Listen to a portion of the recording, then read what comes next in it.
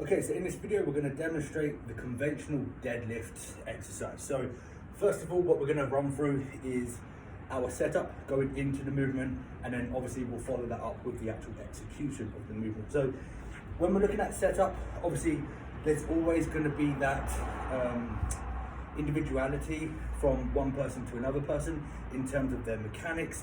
So when we're looking at degrees of hip flexion, knee flexion, everybody is going to be set up relatively different in comparison to the next person. So even when you're watching this video and my demonstration, my setup, if you are not essentially replicating the same degree of hip flexion and the same degree of knee flexion as me, that doesn't mean that what you're doing is wrong. It means that you are getting yourself set up relative to your availability, to your biomechanics, and what mainly feels comfortable for you.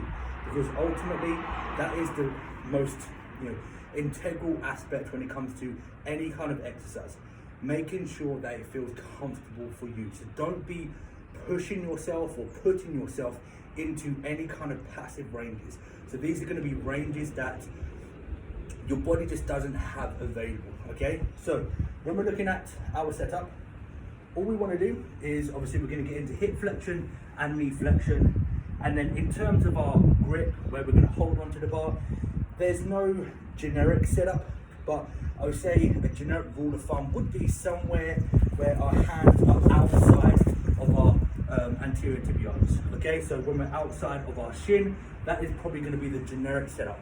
You might find that it might be a little bit wider for you, it might be a little bit closer, but again, it's where it feels comfortable for you with that movement.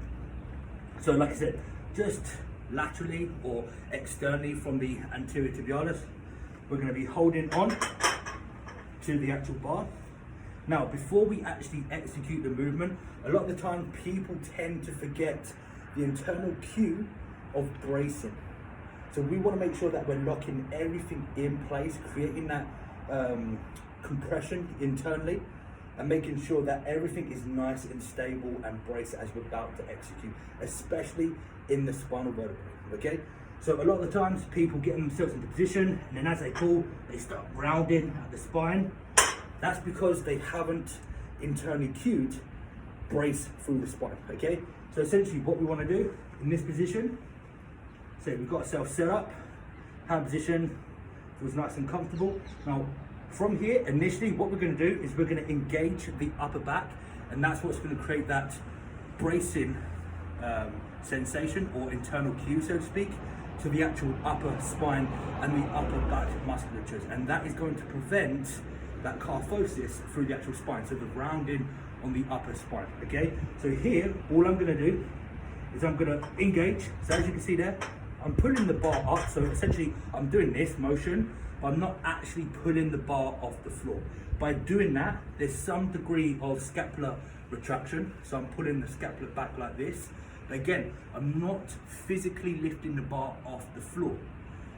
Doing that is giving me that internal cue to brace everything at top. So all the musculatures around the shoulder, all the muscles around the upper spine, all of those muscles are contracting, they're engaging, they're bracing, and they're ready to make sure that everything stays in a relatively comfortable and conducive position, form, structure as we execute that movement, okay? So hip flexion, knee flexion, hands just laterally of our anterior tibialis, pull, but we're not actually lifting the bar off the floor. Engage those upper back musculatures, also brace through the midsection, so create that internal abdominal pressure, and then from there, drive, and then down, drive.